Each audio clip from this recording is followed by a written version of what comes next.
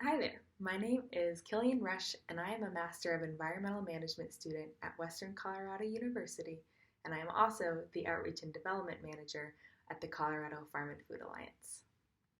Welcome to my master's project presentation, Cultivating Communication and Collaboration in Community Food Systems. I started this master's program in 2019 with my eyes set on a career focused on protecting the public lands of my backyard in Grand Junction, Colorado.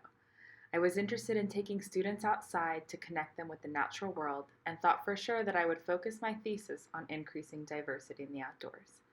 While that topic is still very close to my heart, it wasn't until the start of my second year in this program that I developed a deep curiosity for the food systems of our country. Grappling with questions around food security, connection to land, agriculture as a solution to climate change, rural prosperity, and others, I looked for opportunities to foster my curiosity. This desire to learn more led me right into the arms of the Colorado Farm and Food Alliance, based in Paonia, Colorado. Over the past 7 months, I've been working with the Colorado Farm and Food Alliance to understand what it takes to build collaboration in a small-scale industry that can often seem separated and overshadowed by big ag and large food producers. Myself, along with my colleagues, have been working to elevate rural leaders, connect people to the local food movement, communicate our work, and advocate for better policies and protections that advance rural prosperity, just transitions, and sustainable farms and communities. Before I dive into project specifics, let me tell you a little bit more about this organization. The Colorado Farm and Food Alliance is using a system-wide approach to build a strong local food movement and ethic that supports rural communities to be economically secure, socially equitable, and ecologically resilient. We're a network of Colorado family farms, winemakers, brewers, food producers, chefs and restaurateurs, and organizations who are working together to support a more sustainable, secure, equitable, and resilient food system. My community sponsor and executive director of the Colorado Farm and Food Alliance, Pete Koppenschlag, noticed that there were a lot of different groups doing many different things in the local food realm, but no one was trying to organize the space in between. He saw an opportunity to organize entities within the network to build collaborations, coalitions, and connect the whole conversation together as one. He wanted to create space for a project and ultimately a position that would serve the organization's needs. He needed someone to assess who's out there working in, for, and on behalf of the local food movement, and wanted to know who was excited about participating in an activated network, how to turn our work and internal processes to an outward model, and invite a deeper conversation that improves our local food system. Insert me. When I started my project and began working with the Colorado Farm and Food Alliance, I focused on a few different things that tailored to these needs. The first was building on an idea to create local food action maps for different regions in Colorado. The second, to market and communicate the work the Colorado Farm and Food Alliance is doing. The third, to work alongside community representatives as we met with elected officials and agencies. And fourth, to develop a stakeholder communication and engagement strategy to level people up in the organization's programming. First up on the list is the local food action maps.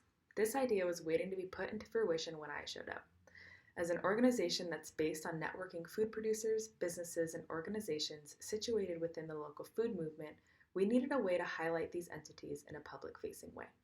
These maps, developed using Google Maps by my coworker Lauren Traylor, are used to highlight 4 types of local food operations, businesses, and organizations that are part of the regional food shed across Colorado. After Lauren had done her initial research, I created a survey and email strategy to connect with each entity on the map and gather more information. This survey sought to confirm information about their business, as well as understand how interested they were in further participating with our organization. The responses were tabulated in a spreadsheet and saved for later. The work on plotting the maps began, and we now have 3 different maps by watershed in Colorado, covering 17 counties and identifying over 450 local food markets, food and drink establishments, and organizations that help Coloradans and visitors alike connect with local food choices, support local businesses and agriculture, and to network with each other. These maps are a visual testament to how vibrant the local food industry is in Colorado, and our goal is to continue developing projects that support economic security for businesses, farms and workers, and that build more resilient food systems. As the map work was underway, I shifted my focus to building better communication systems for the organization. First up was taking an outdated website and making it fresh and exciting to look at.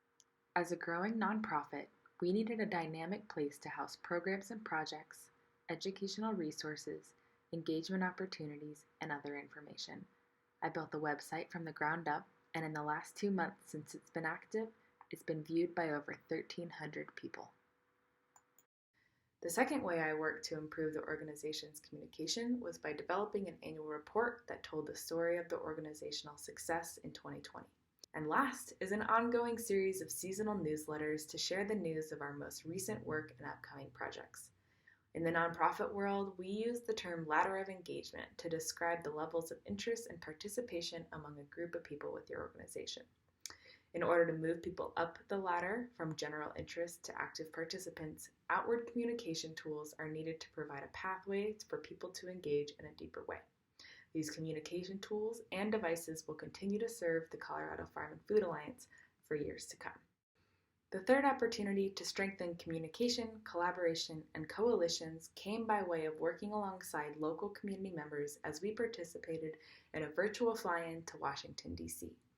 Armed with the theme of new opportunity and the motto that the North Fork is ready to lead, different representatives from agricultural businesses and public lands organizations gathered on Zoom to meet with both Colorado senators and their staff, Representative Boebert's office, staff from the Senate Agriculture Committee, and the House Natural Resource Committee. A unifying theme for the variety of topics discussed was the overall energy and economic transition taking place in the region and how to create more prosperous, equitable, and resilient communities. The group brought a message to Washington, D.C. that rural places like the North Fork are eager to be leaders in building back for a more sustainable, climate-forward future.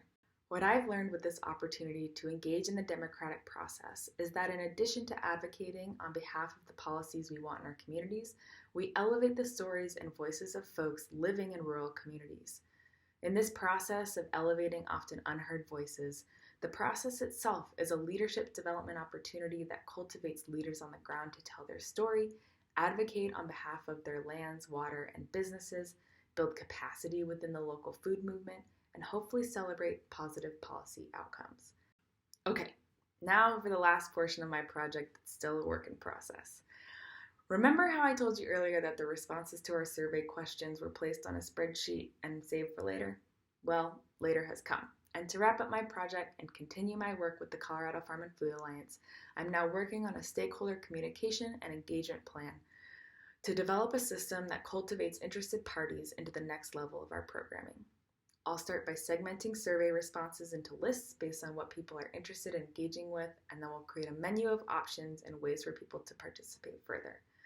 We're working to move our partners and network members up the ladder of engagement to cultivate inclusive and diverse leadership to further strengthen the local food movement. 2020 was a challenging year for all of us. Living through a global pandemic and a year so many associate with loss has caused a massive disruption in the status quo of our world. The past year has shown more clearly than ever that local food and agricultural communities are critical to America's well-being. The impacts of the coronavirus pandemic have penetrated deep into the roots of society and have truly highlighted how much we all value our local farms, food, drink, and partnerships. In a year that seemed to grow increasingly dark, working with the Colorado Farm and Food Alliance has shown me that there is light and hope in the often overlooked communities of our country. The rural communities who continue to display leadership, resilience, tenacity, and chart a way forward are the ones we look to as we seek to make changes in our current society. As I reflect on the last year and the work I've accomplished within this program and in my project, I recognize how much change has occurred and how adaptable we've had to be. In the midst of pursuing my professional endeavors, I unexpectedly lost my mom, who was one of my biggest champions and supporters. She was a rose stolen from my life garden, but it's in her loss that I reflect on the lessons she taught me in our time together. And I'd like to share them with you today. Use your voice to advocate for yourself, those around you, and for what you want in this world.